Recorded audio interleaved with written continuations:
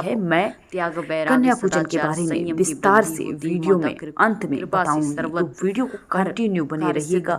कन्या पूजन कैसे करना है, क्या मुहूर्त है, सब बताऊंगी। दोस्तों, कौन कौन से पुष्प लगाने चाहिए हमारे धर्मशास्त्र के अनुसार कहा गया है। दोस्तों, अगर कोई व्यक्ति मंदिर के किनारे मदार का पौधा लगा दे तो ध्यान से सुनिए, जो सफेद कलर का मदार का पौधा होता है किसी भी मंदिर के किनारे अगर लगा दें तो मंदिर में जल चढ़ाने वाले, फूल चढ़ाने वाले के बराबर पुण्य की प्राप्ति होती है। यदि आप उस फूल को नहीं भी चढ़ा रहे, उस फूल को तोड़ के अगर कोई और भी चढ़ा रहा है तो आपको आधा फल तो अवश्य मिलेगा। अस्त्र शस्त्र से सजे जो मदार का पौधा अगर कोई व्यक्ति नवरात्रि के समय किसी शिव मंदिर, माता रानी के मंदिर या उनके समीप जाकर लगाता है तो अच्छे पुण्य की प्राप्ति होती है। इसमें आपको व्रत करना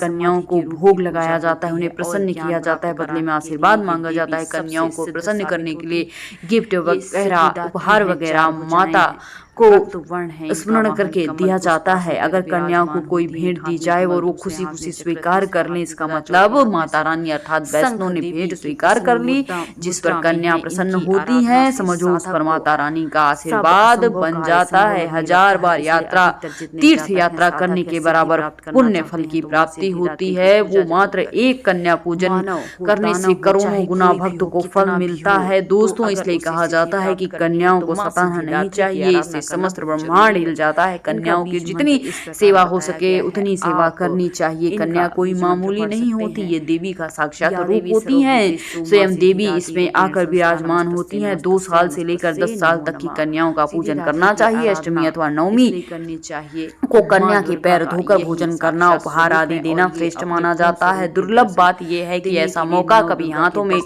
आए तो जाने नहीं देना चाहिए। इस दिन जितना ज्यादा हो सके कन्याओं को हाथ पकड़ पकड़कर पैर पकड़कर अपने घर ले आए। लाइक करने में कंजूसी न करें दोस्तों कैसे कन्या का स्वागत करें। कन्या जब आपके घर आए तब सभी लोग ध्यान रखें, घर के मर्दों को ही कन्या का अगर पैर धुलने को कहा जाए और वो धुले तो इससे इस व्रत का और कन्या पूजन का फल दुगना हो जाता है मित्रों। वैसे माता वैष्णो और अधिक प्रसन्न भी होती हैं दोस्तों। फिर उसके बाद कन्या को किसी साफ जगह पर जमीन में कपड़ा या बिछौना बिछाकर उनके माथे पर अक्षत फूल कुमकुम लगाकर बैठा देना चाहिए। फिर उसके बाद भोजन ग्रहण करवाना चाहिए। लेकिन हमेशा याद रहे कन्याओं की थाली में 3 पूड़ियां कभी ना रखें, ये शुभ नहीं माना जाता।